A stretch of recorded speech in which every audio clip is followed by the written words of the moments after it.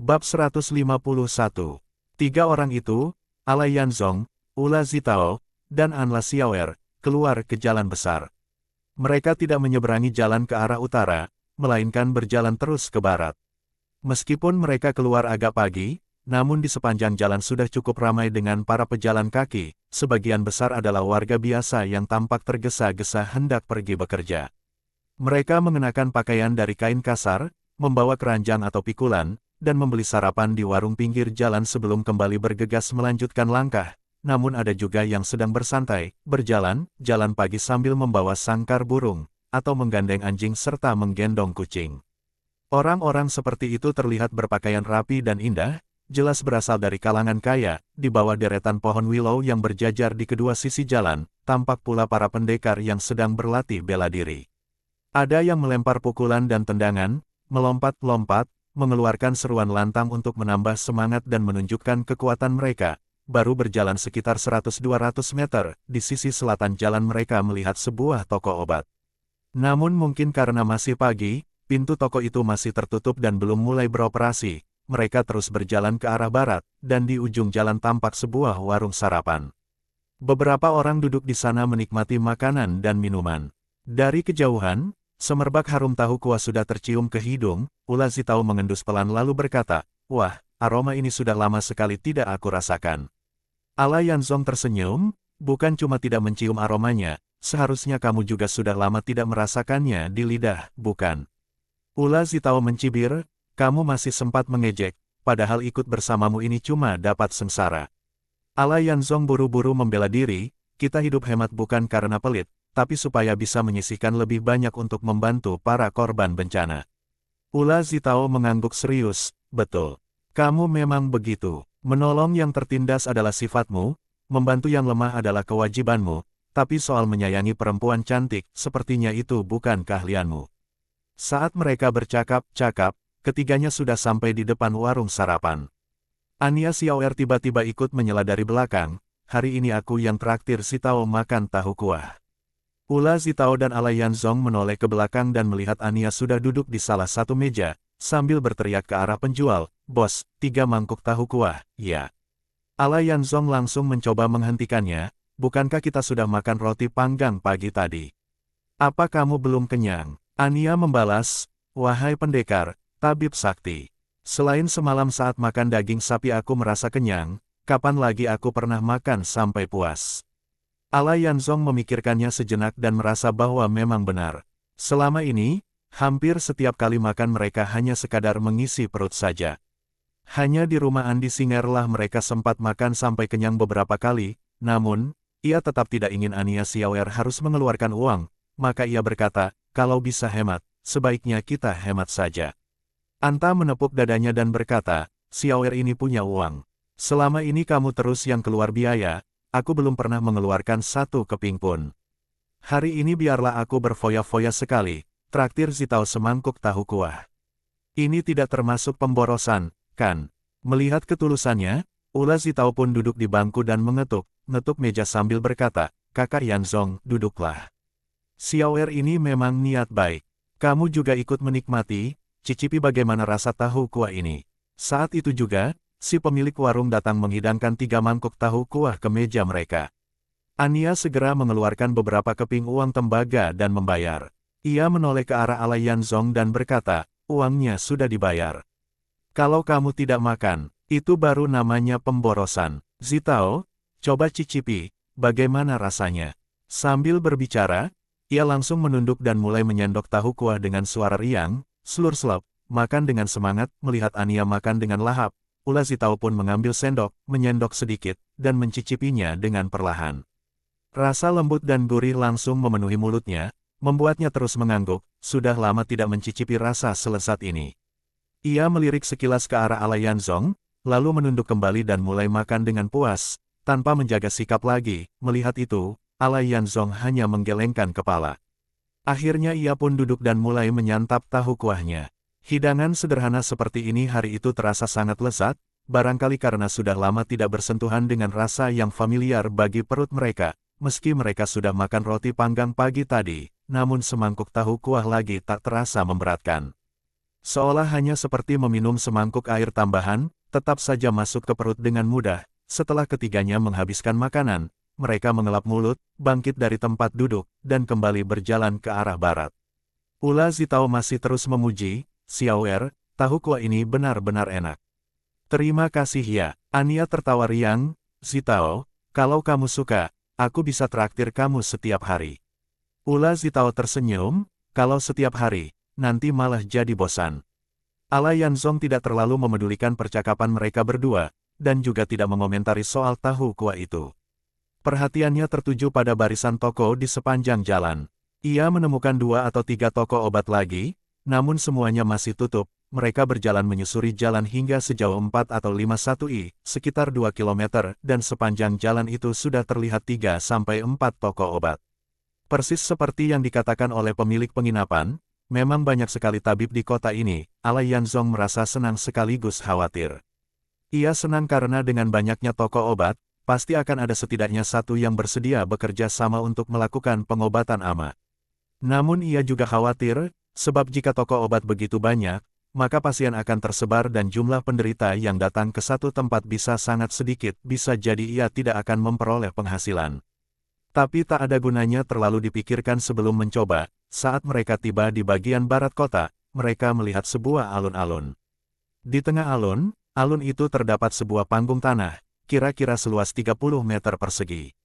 Panggung itu dipadatkan dengan tanah liat kuning, dan sekelilingnya dibatasi dengan tembok bata biru, dengan tangga di keempat sisinya. Di atas panggung tampak sekelompok orang sedang berlatih bela diri, ada yang berlatih berpasangan, ada pula yang berlatih gerakan sendiri, mungkin orang-orang yang sedang melakukan latihan pagi. Di sekitar panggung, banyak warga berdiri menonton, bahkan sebagian dari mereka ikut menirukan gerakan pukulan dan tendangan dari bawah panggung. Saat itu terdengar suara derap kaki kuda dari kejauhan. 3 orang pemuda menunggangi kuda tinggi berlari cepat ke arah alun-alun. Sambil menunggang, mereka berteriak, "Minggir! Minggir! Jangan halangi jalan kami, bocah-bocah bangsawan lewat." Orang-orang di jalan buru-buru menyingkir, membuka jalan bagi 3 kuda itu. Mereka melesat cepat menuju panggung tanah. Begitu sampai, ketiganya melompat turun dari kuda, dan melemparkan tali kendali begitu saja. Seseorang segera muncul untuk mengambil alih dan menuntun kuda-kuda itu ke sisi lain. 3 pemuda itu menaiki panggung, dan para pesilat yang semula sedang berlatih langsung berhenti dan menyingkir, memberikan tempat bagi ketiganya untuk tampil. Mata Ula Zitao tajam, ia langsung menunjuk ke arah kuda-kuda itu dan berkata, "Bukankah itu 3 ekor kuda kita?" Ania Xiaoer pun terkejut, ikut berseru, "Benar, itu memang kuda kita." Ternyata mereka yang mencurinya. Sebenarnya, Ala Yanzong sudah memperhatikan sejak tadi. Seekor kuda berambut surai merah, seekor kuda biru kehitaman, dan seekor kuda putih. Mereka sudah menunggangi kuda-kuda itu beberapa waktu. Tentu ia sangat mengenalinya, bukan hanya kuda-kudanya yang ia kenali. 3 pemuda yang naik ke panggung itu pun ia kenali dengan jelas. Mereka adalah para bajingan yang kemarin menghina Dagu Cuiku dan kemudian dihajarnya. Bahkan 3 orang yang menuntun kuda di bawah panggung juga merupakan bagian dari gerombolan yang sama, namun Ala Yanzong tidak memperlihatkan keterkejutan seperti Ula Zitao dan Ania. Ia hanya berkata tenang, "Ya, aku juga sudah melihatnya. Itu memang kuda kita." Ania terlihat sangat tidak sabar. "Ayo kita ambil kembali," katanya sambil bersiap melangkah ke arah kuda-kuda itu, namun Ala Yanzong segera menahan pundaknya dan berkata, "Karena kita sudah melihat kudanya, itu berarti kuda itu tidak akan lari lagi. Pasti akan bisa kita ambil kembali. Tidak perlu buru-buru. Mari kita lihat dulu, apa yang ingin mereka lakukan." Ania melihat sikap Ala Yanzong yang sangat tenang, lalu tertawa kecil, "Oh, jadi kamu ingin sekalian memberi pelajaran kepada mereka, ya? Biar mereka kapok." Ula Zitao, yang berdiri di samping mereka, mengingatkan dengan tenang, "Sebaiknya jangan cari gara-gara. Kita ini baru datang ke kota ini, lebih baik bersikap rendah hati dan tidak menonjol." Ala Yanzong mengangguk pelan, namun tidak menanggapi apa-apa. Ia hanya mengangkat kepala dan menatap ke atas panggung, ingin melihat bagaimana 3 pemuda itu akan beraksi. Ania Xiaoer bergumam pelan, seolah menanggapi ucapan Ula Zitao tadi, rendah hati apa bisa bikin kuda balik lagi." Di atas panggung, tampak pemuda yang berdiri di tengah, tampaknya pemimpin di antara mereka, mengangkat tangan dan memberi salam dengan mengepalkan tangan kanan di atas telapak kiri. lalu membungkuk ke arah penonton. Ia berseru lantang, "Para sesepuh dan warga sekalian, para sahabat dari dunia persilatan, mengikuti tradisi mulia Kota Burung, kami kembali menggelar arena tantangan bela diri di tempat ini. Seperti biasa, siapapun yang bisa mengalahkan salah satu dari kami, akan mendapat setengah karung beras." Begitu ucapannya selesai, seseorang langsung membawa setengah karung beras dan meletakkannya di atas panggung. Penonton mulai ramai berbisik-bisik, suara mereka membentuk gemuruh di sekeliling. Pemuda itu melanjutkan, "Tentu saja, jika kalian tidak berhasil mengalahkan kami, cukup bersujud dan mengaku kalah, tidak perlu malu." Dari bawah panggung, seseorang berseru lantang, "Kalian bertanding bukan demi harta, lalu untuk apa?" Pemuda itu tertawa lebar dan menjawab, "Sepertinya saudara bukan warga setempat. Semua orang di sini tahu maksud kami. Bagi kami, harta hanyalah barang duniawi yang tidak penting. Tujuan utama kami menggelar tantangan ini adalah untuk menjalin persahabatan dengan para pendekar di seluruh penjuru, juga untuk menyalurkan bantuan kepada warga yang gemar seni bela diri. Tapi karena kami khawatir pemberian langsung akan terasa memalukan, maka kami menyamarkannya sebagai hadiah dari pertandingan." Orang yang tadi bertanya dari bawah kembali berteriak, "Kalau begitu, biarkan aku mencobanya." Begitu berkata, ia langsung melompat ke atas panggung dengan lincah. Bab 152. Yang melompat naik ke panggung adalah seorang pemuda berusia sekitar 20 tahun. Tubuhnya ramping, mengenakan pakaian sederhana dari kain kasar berwarna biru tua.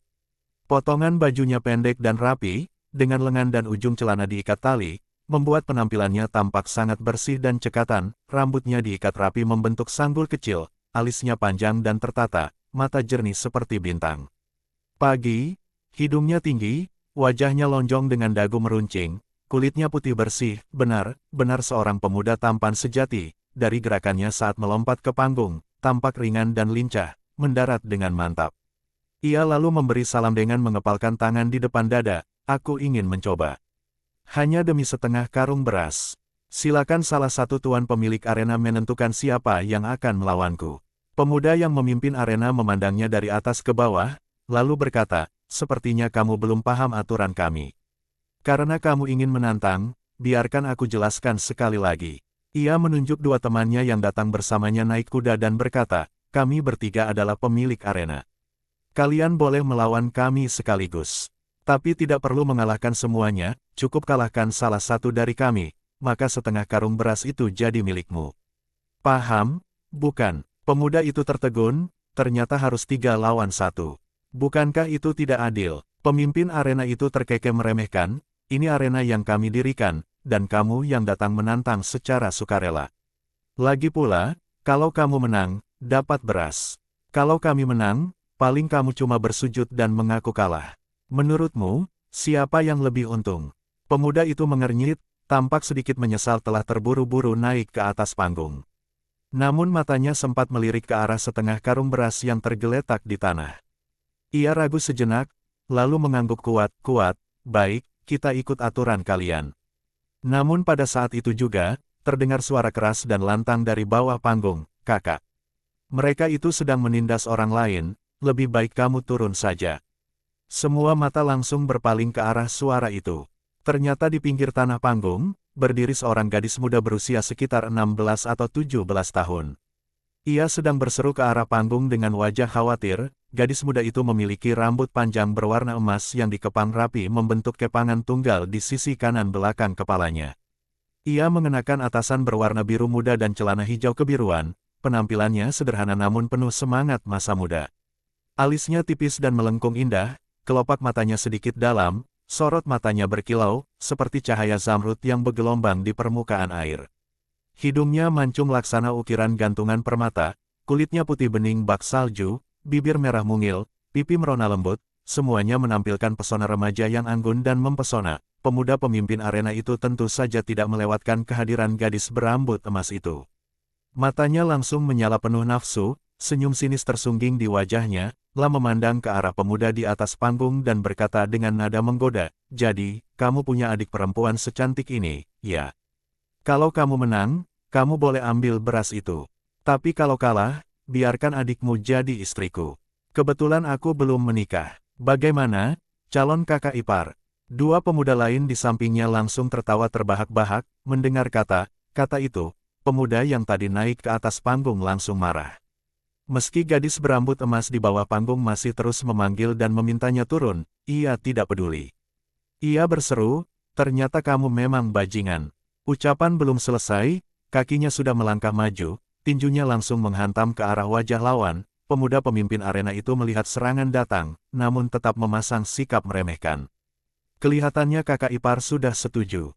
Ucapnya sambil menyeringai. Meski mulutnya masih bergurau, kakinya tidak tinggal diam. Dengan satu lompatan ke kiri, ia menghindari pukulan itu dengan mudah. Pada saat yang sama, dua pemuda lain langsung bergerak. Yang satu melompat ke belakang lawan, sementara yang satu lagi menendang ke arah sisi pinggang pemuda itu. Dalam sekejap mata, tiga orang itu sudah membentuk formasi segitiga, mengepung pemuda di tengah, namun pemuda itu tidak panik. Ia segera mengangkat kaki untuk menangkis, tetapi sebelum sempat menyentuh sasaran, lawannya sudah menarik tendangannya kembali. Dari sisi kanan, salah satu dari mereka memutar tubuh dan melayangkan tendangan sapuan ke arah kepalanya. Pemuda itu buru-buru menghindar ke samping, tetapi dari belakang, sebuah tendangan lain sudah melayang.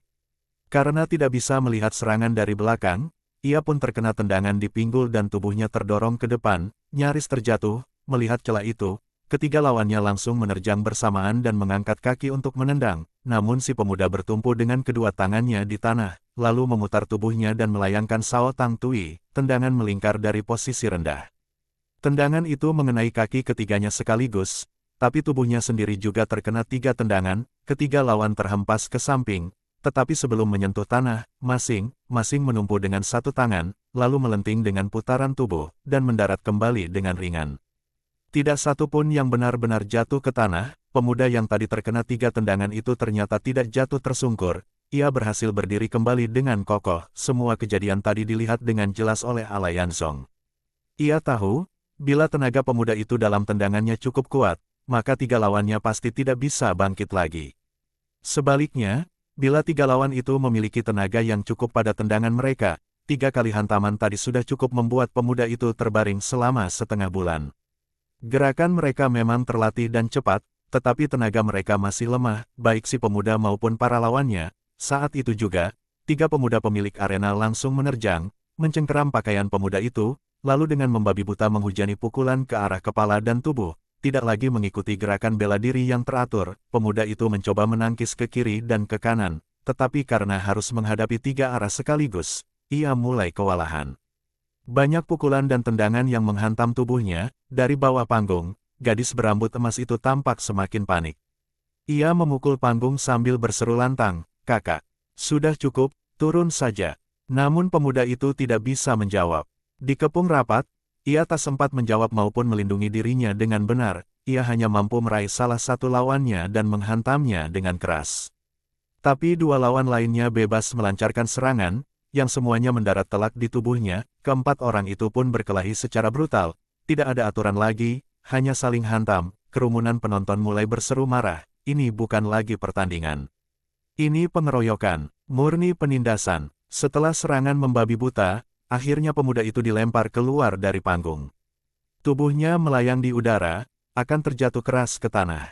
Jika benar-benar terbanting, bisa saja tulangnya patah. Tiba-tiba, Alayanzong melesat laksana kilat. Ia melompat tinggi dan menangkap tubuh pemuda itu dengan kokoh, lalu menurunkannya perlahan hingga kaki pemuda itu menapak dengan stabil.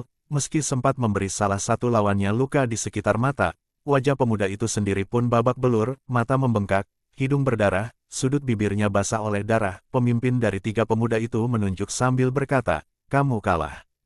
Sekarang pilih, sujudlah atau nikahkan adikmu denganku." Namun, saat ia melihat Alayanzong berdiri tegak di samping pemuda itu dengan sorot mata dingin, ucapannya langsung terhenti. Ia mundur dua langkah dengan waspada. Gadis berambut emas sudah berlari menghampiri dan memegangi bahu kakaknya dengan cemas. "Kakak, kamu terluka di mana?" Pemuda itu tidak menjawab, hanya menggertakkan gigi sambil menatap tajam ke arah pemuda di atas panggung. Kemudian Alayanzong melompat ke atas panggung dan menatap tajam pemimpin kelompok itu sambil berkata dengan suara tegas, "Jadi memang kalianlah yang mencuri kuda kami." Tiga pemuda itu langsung mundur beberapa langkah lagi. Sang pemimpin menjawab, "Jangan menuduh sembarangan. Jangan fitnah kami, 3 harimau kota burung. Kuda itu kami beli, pakai uang sendiri. Ala Yanzong tertawa dingin, kami baru saja kehilangan kuda semalam, dan pagi ini kalian sudah menungganginya, bahkan berani pamer di jalan sambil menantang orang. Kuda itu kalian beli dari siapa? Sebelum sang pemimpin bisa menjawab, terdengar suara keras dari belakangnya, kakak harimau. Dia berani bilang kita pencuri, kenapa tidak langsung hajar saja? Entah sejak kapan, para pesilat yang tadinya berlatih di atas panggung telah bubar tanpa jejak. Kini, di atas tanah panggung itu muncul 2 hingga 30 orang remaja, rata-rata berusia 15 hingga 18 tahun.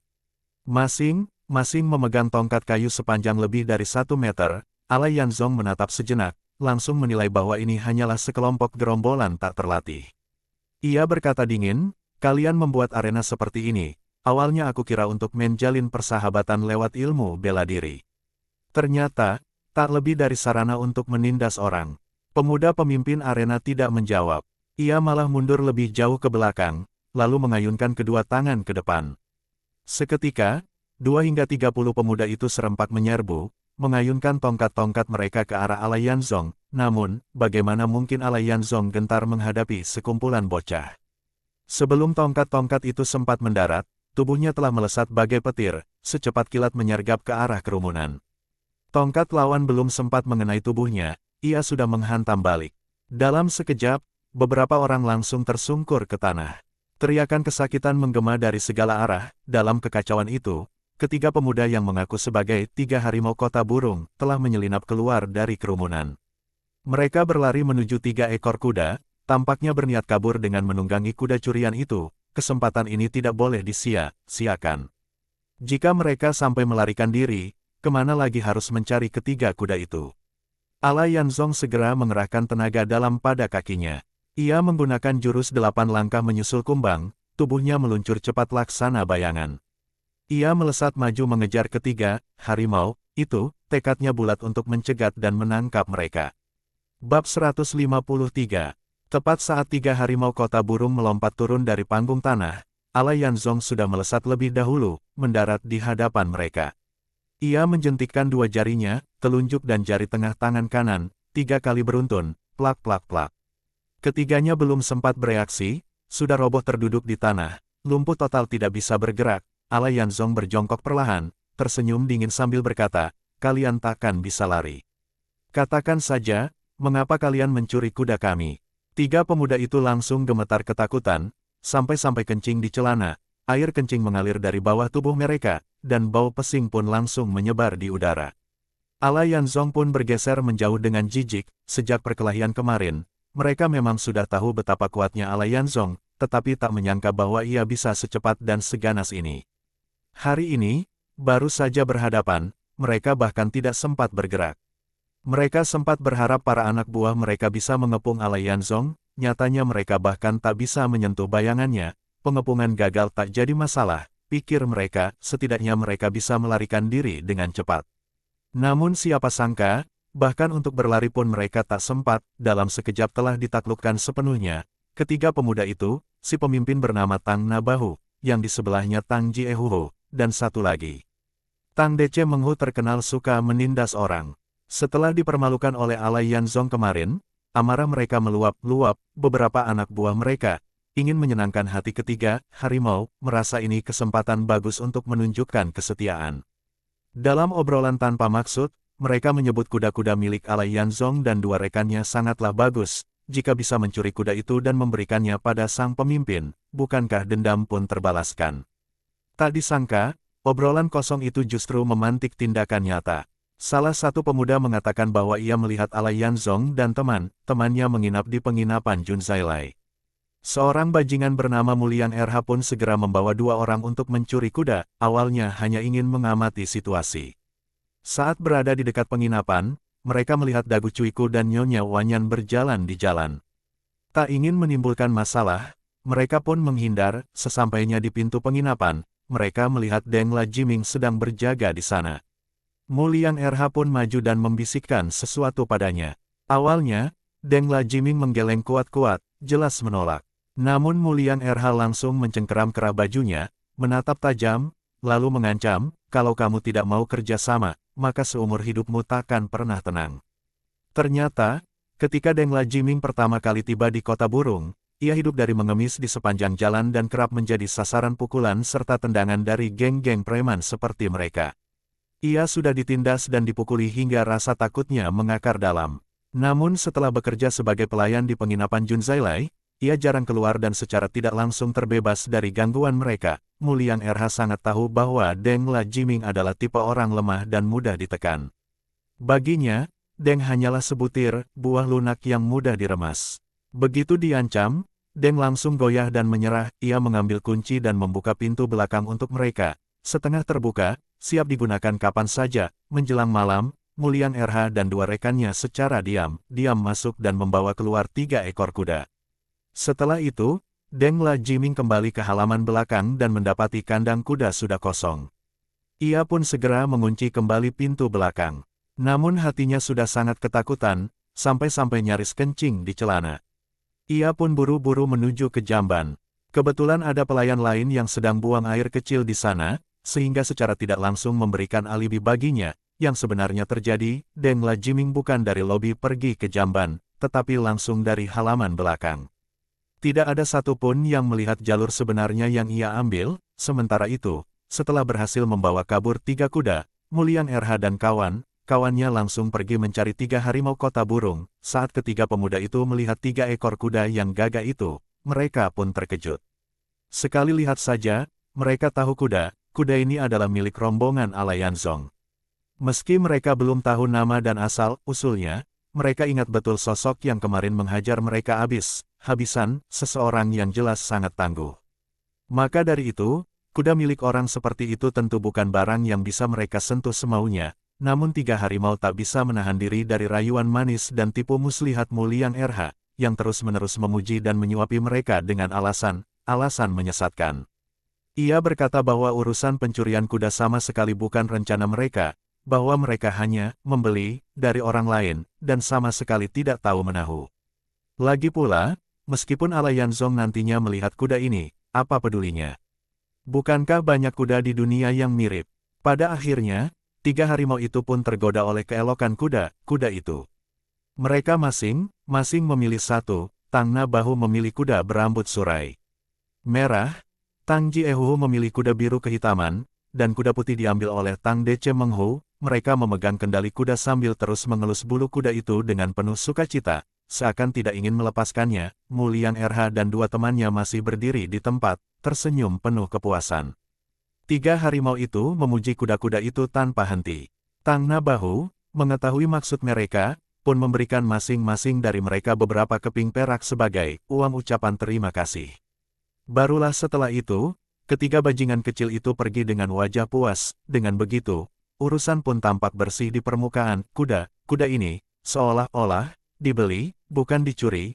Kemudian 3 harimau itu menuntun kuda masing-masing pulang ke rumah, dengan dalih bahwa kuda itu milik seorang teman yang dititipkan sementara untuk dimainkan.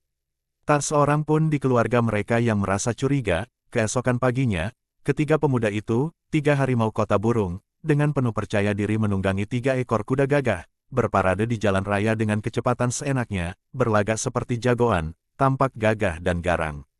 Setibanya di alun dan panggung tanah, mereka kembali menggelar rutinitas harian mereka, tantangan bela diri. Tak disangka, hari itu mereka malah berpapasan dengan Alayanzong. Setelah seluruh rangkaian pencurian kuda terungkap dengan jelas, Alayanzong merasa bahwa tak perlu terlalu jauh membawa perkara ini ke pihak berwenang.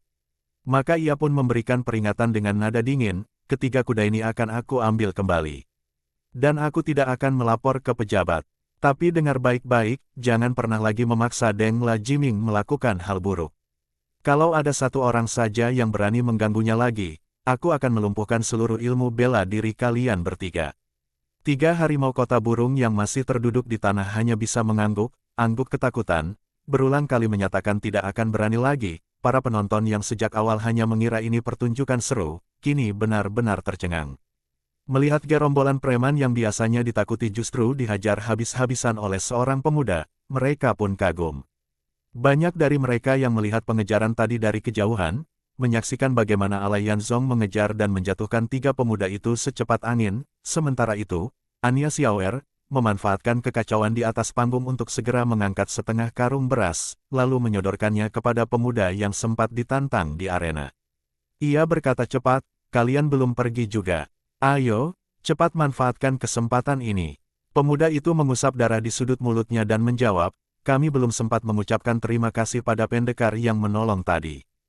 Gadis berambut emas yang masih memegang lengannya ikut berkata, kalau bukan karena dia, kakakku mungkin sudah patah tulang sekarang. Kami benar-benar ingin berterima kasih langsung. Namun Ulazitao, yang telah memperhatikan gadis itu dari ujung kepala hingga kaki, mengerutkan alis sedikit dan berkata singkat, tak perlu berterima kasih, kami sudah menerima niat baik kalian. Usai berkata, ia segera berkeliling ke sisi panggung mencari Alayanzong. Namun saat ia menoleh, ia melihat Anya Xiaoer masih berdiri terpaku, memandangi gadis berambut emas itu tanpa berkedip, ia pun berseru, Xiaoer.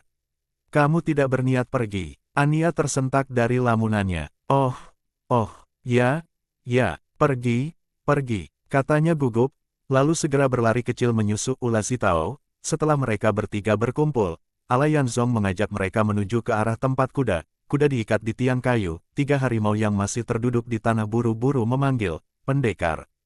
Tolong buka titik totokan kami.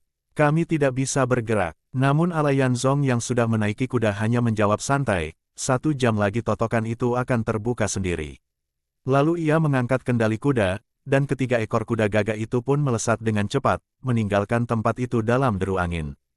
3 harimau hanya bisa terduduk lemas di tanah sambil menangis, merintih seperti anak kecil. Sementara itu, para penonton yang tersisa tertawa terbahak-bahak dan segera membubarkan diri, meninggalkan alun yang kembali sunyi. Para bajingan yang sebelumnya berguling-guling di atas tanah panggung, mulai berdiri satu persatu.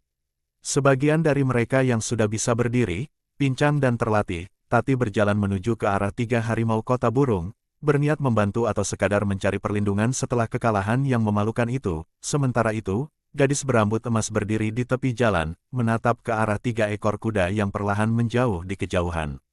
Sorot matanya dipenuhi rasa kagum dan kerinduan. Ia menghela napas kagum, berbisik, keren sekali. Pemuda yang wajahnya masih lebam menoleh padanya, dan berkata pelan, sepertinya, sudah waktunya adikku menikah. Tak disangka, gadis itu malah tersenyum manis dan menjawab, memang, kakak paling tahu isi hatiku. 2 bersaudara itu pun berjalan menyusuri jalan kota, meninggalkan alun yang kini sepi kembali. Sementara itu, dari antara 3 penunggang kuda, yang paling gembira tentu saja Ulazitao. Sambil menepuk leher kudanya dan melihat ke sekeliling, ia berseru riang, naik kuda memang luar biasa. Jauh lebih menyenangkan ketimbang berjalan kaki. Ketiganya, Alayanzong, Ulazitao, dan Anja, menuju ke arah utara. Tujuan mereka hari ini adalah mencari klinik resmi milik pemerintah yang pernah disebut oleh pemilik penginapan. Tak lama kemudian, mereka tiba di depan toko obat Hui Chuntang. Toko itu telah buka dan terlihat ramai, dengan pasien keluar masuk silih berganti. Ketiganya menambatkan kuda mereka di bawah sebatang pohon willow yang rindang di tepi jalan. Ulazitao dan Anya Xiaoer tinggal di luar untuk menjaga kuda dan beristirahat, sementara Alayanzong melangkah sendiri ke dalam toko obat. Ternyata toko ini jauh lebih besar dari toko obat biasa, kira-kira 2-3 kali lebih luas. Di dalamnya terdapat 4 orang tabib yang duduk berjajar di balik meja panjang, masing-masing tengah memeriksa pasien yang datang satu persatu. Melihat susunannya yang teratur dan sistematis, serta kesibukan yang terorganisasi, Alayanzong yakin bahwa inilah klinik resmi milik pemerintah yang pernah disebut oleh si pemilik penginapan. Bab 154. Tampak seorang tabib tua berambut putih sedang duduk di balik meja, menyisir jenggotnya sambil minum teh. Dari 4 tabib yang ada, hanya di depan meja dialah yang tidak ada pasien, 3 lainnya sedang sibuk memeriksa pasien masing-masing. Alayanzong melangkah maju dan membungkuk, lalu berkata, "Senior, maaf mengganggu." Tabib tua itu melihat pemuda yang memberi hormat hingga hampir menyentuh tanah, mengamati dari atas ke bawah, lalu menyisir jenggot panjangnya dan berkata, "Nak, kamu ke sini untuk berobat." Alayanzong pun berdiri tegak dan menjawab, "Senior, aku juga seorang tabib. Aku ingin meminjam salah satu meja di sini untuk mengadakan pengobatan gratis. Bolehkah?" Tabib tua itu terkekeh, "Coba kamu lihat tempat kami ini. Ada 4 tabib, bahkan aku sendiri sedang menganggur. Hanya ada beberapa pasien, bahkan belum cukup untuk kami tangani. Kalau kamu datang untuk mengadakan pengobatan gratis, lalu kami harus berbuat apa? Ucapan ini membuat Alai Yanzong merasa seperti duduk di atas duri. Memang, kenyataannya di depan 3 tabib yang lain masing-masing hanya ada 1 pasien. Tentu saja, beberapa pasien yang sudah selesai diperiksa sedang mengambil obat di konter. Dari 5 atau 6 pegawai, 3 orang berdiri di balik konter sambil mengobrol pelan. Toko obat ini tampaknya memang tidak terlalu sibuk. Pasiennya pun tidak banyak. Jika ia mengadakan pengobatan gratis di sini, sepertinya juga tidak akan banyak yang datang, malah terasa canggung.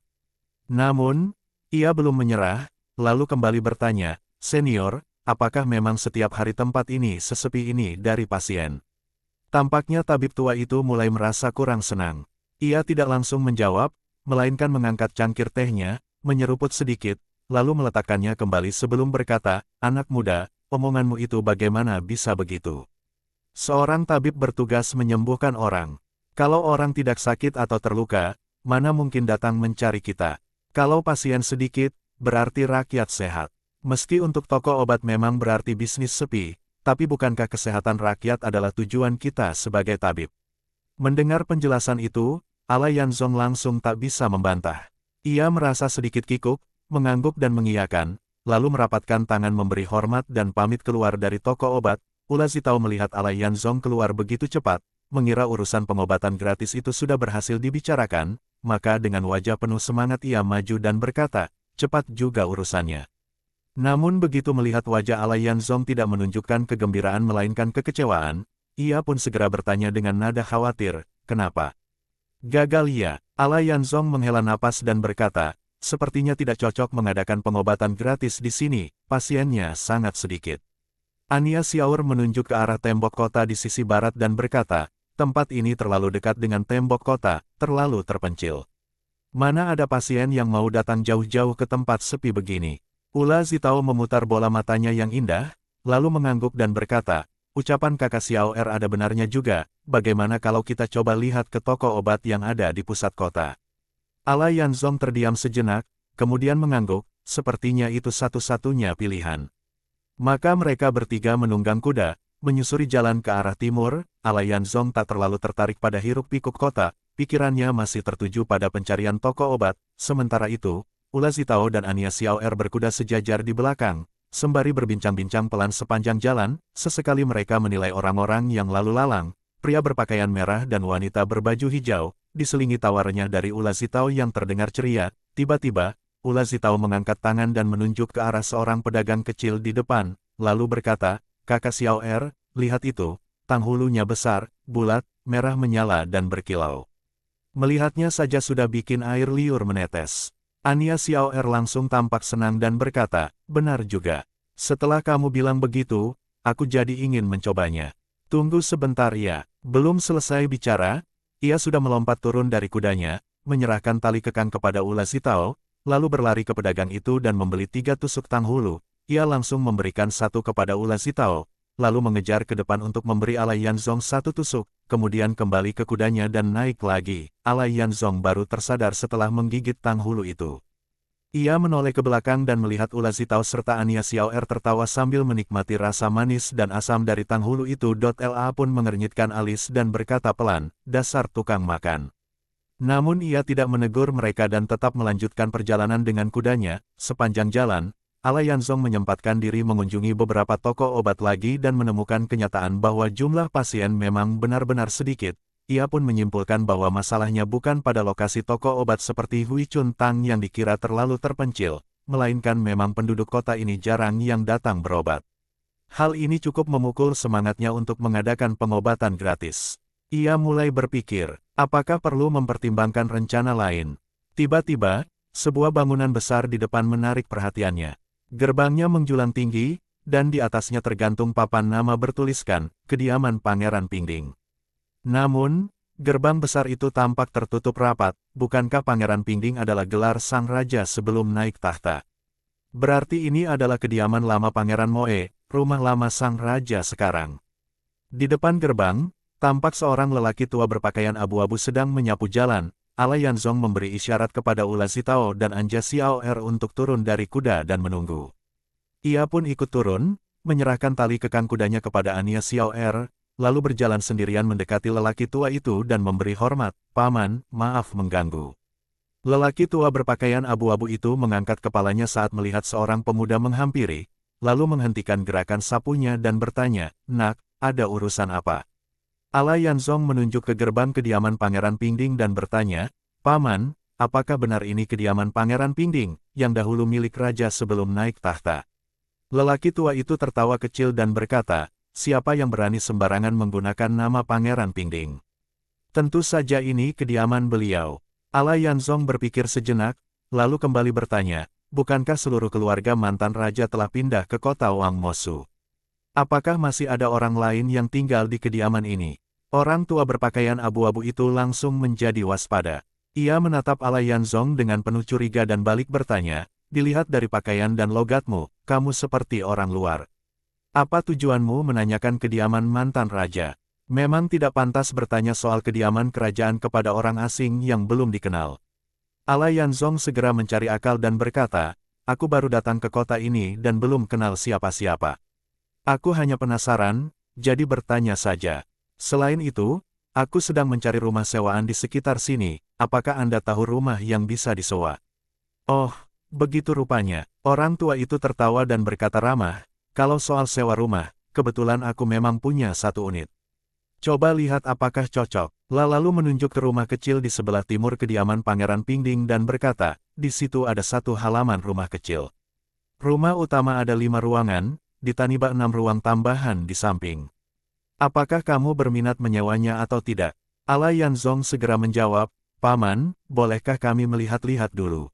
Orang tua itu tertawa lagi dan berkata, tentu saja."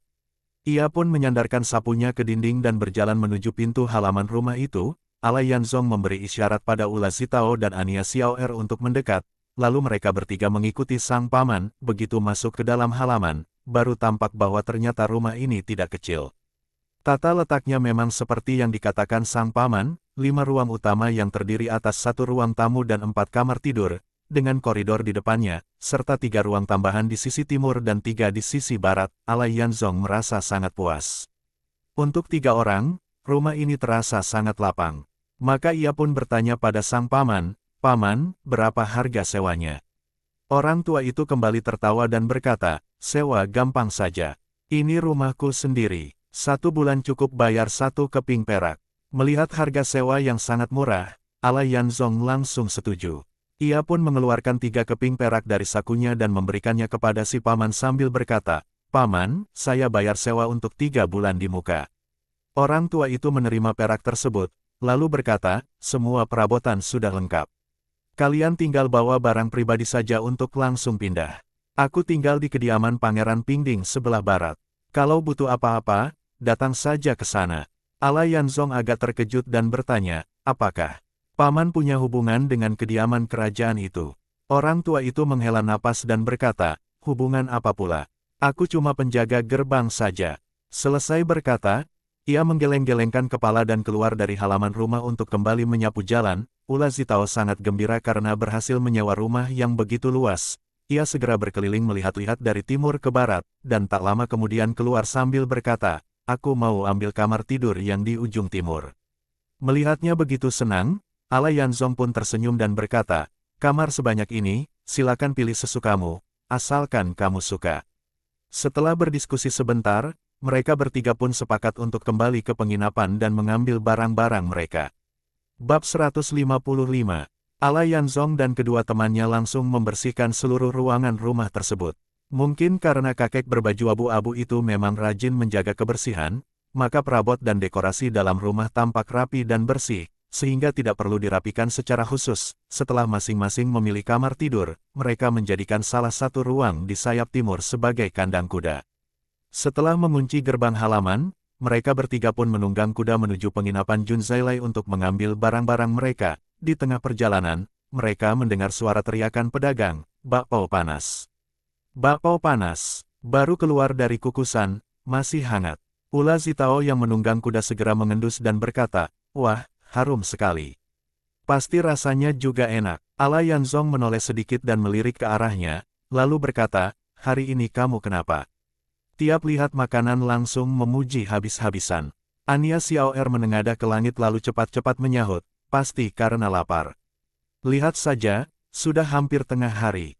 Sudah waktunya makan siang. Perut Ula Zitao langsung berbunyi gruk, ia refleks memegang perutnya lalu merengut ke arah Alai Yanzong sambil berkata, ya iyalah, tengah hari begini, perut sudah kosong, wajar kalau lihat makanan jadi tertarik. Anya Xiaoer pun bertanya kepada pemilik gerobak bakpao, isi bakpaonya apa saja. Daging babi, daging sapi, adas, daun kucai, ada yang daging juga ada yang sayur. Tuan, ingin yang isi apa? Pemilik gerobak menjawab sambil tersenyum ramah. Anya Xiaoer sudah turun dari kudanya dan berkata lantang, bos, saya pesan 3 kukusan bakpao isi daging sapi. Sambil mengikat tali kekang kuda ke pohon willow di tepi jalan, ia memanggil 2 temannya, ayo makan dulu bakpaonya, setelah itu baru lanjut jalan. Melihat itu, Ula Zitao langsung melonjak gembira, turun dari kudanya sambil berseru, memang kakak Xiaoer paling pengertian. Alai Yanzong agak malas menanggapinya, tetapi melihat keduanya sudah duduk di meja, akhirnya ia pun turun dan ikut bergabung. Bakpao isi daging sapi itu memang sangat nikmat. Saat Alai Yanzong hendak berdiri untuk membayar, ternyata Anya Xiaoer sudah lebih dulu membayar. Dalam perjalanan pulang, Alai Yanzong mengeluh karena Anlak Xiaoer kembali mengeluarkan uang. Anya Xiaoer segera menanggapi, Zitao ingin makan bakpao, masa aku biarkan dia kelaparan? Aku ikhlas kok, lagi pula, makan ya tetap makan juga, kan? Ula Zitao yang sudah kenyang dan menunggang kudanya sambil bersendawa, menyusul dan menyindir Alai Yanzong, kamu sendiri tidak mau beliin aku bakpao, malah nyinyir orang lain yang beliin. Melihat Ula Zitao tampak kesal padanya, Alai Yanzong langsung menjelaskan, aku bukannya tidak mau beliin kamu. Namun Ula Zitao hanya mengangguk dan berkata, benar. Memang kamu tidak bilang begitu, tapi sikapmu juga tidak antusias. Kalau bukan karena kakak Xiaoer turun dari kuda duluan, mungkin aku tidak bakal makan bakpao hari ini. Alai Yanzong terdiam, ingin menjelaskan lagi, tapi Ula Zitao sudah lebih dulu memacu kudanya ke depan. Alai Yanzong dan Anya Xiaoer pun hanya bisa menarik tali kekang dan menyusul dari belakang. Begitu mereka bertiga masuk ke gerbang penginapan Junzailai, kebetulan Deng La Jiming sedang membawa sebuah baskom tembaga berisi air. Melihat mereka bertiga kembali sambil menunggang kuda, ia kaget bukan main hingga terpaku di tempat. Baskom di tangannya pun terjatuh ke tanah dan airnya tumpah berceceran. Alai Yanzong belum pernah membicarakan kecurigaannya terhadap Deng La Jiming kepada Ula Zitao dan Anlak Xiaoer. Maka keduanya mengira itu hanya insiden biasa dan tertawa melihat kepanikan Deng La Jiming, namun Alai Yanzong bisa menebak sebabnya. Ia pun turun dari kudanya dan berkata tenang pada Deng La Jiming, semuanya sudah beres, tidak perlu khawatir. Deng La Jiming tampak ingin menyambut dan mengambil tali kekang kuda, tapi ragu-ragu dan akhirnya tidak jadi. Melihat tingkahnya, Alai Yanzong kembali berkata, tak usah urusi kami, lanjutkan saja pekerjaanmu. Deng La Jiming terlihat gugup, buru-buru mengambil baskom tembaga itu dan pergi dengan canggung. Setelah mengikat kuda pada tiang kayu, mereka bertiga masuk ke dalam penginapan dan menaiki tangga menuju lantai 2. Saat melewati kamar milik Nyonya Wanyan, tampak seorang pria parubaya berperut buncit baru keluar dari kamar. Sambil berjalan, ia mengancingkan bajunya. Begitu melihat Alai Yanzong dan 2 temannya, ekspresinya tidak menunjukkan kegugupan, hanya melirik sekilas, lalu berbalik menuju ujung lorong timur dan masuk ke kamar lain. Alai Yanzong tidak mengenal pria itu. Mungkin karena pria tersebut tidak menutup pintu dengan rapat, Wanyan yang hendak menutup pintu melihat mereka bertiga lewat. Ia pun langsung menyapa, keponakanku, sudah dapat toko obat yang cocok belum? Bibi khawatir sekali soal itu. Meski menyapa, tangannya masih sibuk mengancingkan kancing terakhir di kerah bajunya. Di siang bolong begitu, ia tampil dengan riasan tebal, bibir merah menyala bahkan sampai belepotan ke dagu. Alai Yanzong segera membalas, haha. Bibi Wanyan, masih belum ketemu toko obat yang cocok. Aku akan terus mencari, aku akan cari lagi. Namun langkah kakinya tidak berhenti, Anya Xiaoer segera menyusul dengan bertanya, Paman, Dagu belum pulang ya? Wanyan menggeleng manja, tubuhnya meliuk, suaranya mendayu, dia tidak pulang makan siang. Kalian bertiga mau makan apa siang ini? Biar Bibi yang belikan, ya. Ula Zitao yang berjalan di belakang segera melambaikan tangan sambil berkata, tak perlu repot-repot, Bibi Wanyan. Kami sudah makan, bibi makan sendiri saja ya. Sambil berkata begitu, ia mempercepat langkah menyusul Alayan Zong. Begitu masuk kamar, Ania Xiaoer menutup pintu dan berbisik pelan, Nyonya Wanyan itu, selagi Paman Dagu tidak ada, pasti menggoda lagi. Alayan Zong buru-buru memotong, sudah, cukup. Itu bukan urusan kita, jangan dibicarakan. Ula Zitao terlihat bingung, lalu bertanya, apa mungkin Paman Dagu tidak tahu? Alayan Zong menggeleng dan menjawab, tahu atau tidak, apa bedanya? Sudahlah, jangan pedulikan urusan orang lain. Ayo bereskan barang-barang kita. Ula Zitao pun kembali ke kamarnya untuk membereskan buntalannya, begitu juga dengan Alayan Zong dan Ania Xiaoer, yang segera mengemasi barang mereka masing-masing. Setelah semua barang siap dibawa, mereka turun lagi ke depan kamar Nyonya Wanyan. Alayan Zong sempat ragu sejenak, tapi akhirnya mengetuk pintu. Nyonya Wanyan membuka pintu, dan saat melihat mereka membawa barang-barang, ia langsung bertanya dengan nada terkejut, aduh, keponakanku, kalian ini mau kemana? Alayan Zong menjawab, Bibi Wanyan, kami sudah menyewa sebuah rumah, jadi mau pindah ke sana. Kami mampir untuk pamit. Nyonya Wanyan menepuk pahanya dan berseru, aduh, keponakanku, kenapa tidak bilang dari tadi? Bibi kan bisa bantu kalian beresin barang. Barang kami tidak banyak, tak perlu repot. Nanti kalau Paman Dagu pulang, tolong sampaikan salam kami, ya, kata Alayan Zong. Setelah itu, ia bersama Ania Xiaoer dan Ula Zitao pun turun ke lantai bawah. Nyonya Wanyan, sambil menggoyangkan pinggulnya yang ramping, tetap mengekor di belakang mereka dan berkata, keponakanku, biar Bibi antar sampai depan. Alayan Zong mengangkat tangan dan berkata, Bibi Wanyan, tak perlu repot, kami naik kuda kok, tak perlu diantar. Meski sudah dibilang begitu, Nyonya Wanyan tetap turun menemani mereka hingga ke meja resepsionis. Di sana, Alayan Zong mengurus proses check-out kepada si pemilik penginapan. Melihat mereka bertiga membawa barang bawaan, sang pemilik penginapan tampak agak terkejut. Wah, Tuan, tidak ingin tinggal sedikit lebih lama lagi. Alayan Zong menjawab, tidak perlu, kami sudah menyewa rumah, jadi akan pindah ke sana. Maaf sudah merepotkan selama ini. Pemilik penginapan langsung bersikap sopan, wah, kenapa begitu bicara? Justru saya yang merepotkan kalian. Lalu ia menunduk dan dengan suara pelan berkata di telinga Alayan Zong, saya sudah lihat kuda-kuda itu, bagaimana kalian menemukannya? Alayan Zong menjawab pelan, itu ulah anak buah 3 harimau dari kota burung. Kebetulan kami melihat kudanya di jalan, jadi kami ambil kembali. Mohon jangan salahkan pelayanmu. Pemilik penginapan mengangguk cepat, tentu, pasti. Saya mengerti. Orang lain tidak tahu apa yang dibisikkan Alayan Zong kepada si pemilik penginapan. Setelah semua barang dinaikkan ke punggung kuda, mereka bertiga pun melambaikan tangan, berpamitan kepada pemilik penginapan dan Nyonya Wanyan sebelum meninggalkan tempat itu. Sesampainya di rumah baru, tentu mereka harus beres-beres lagi. Yang paling bersemangat tak lain adalah Ula Zitao, yang kembali berlari ke sana kemari dari kamar timur ke kamar barat. Ia bahkan sudah mulai membagi-bagi sendiri rencana penggunaan setiap ruangan dengan antusias.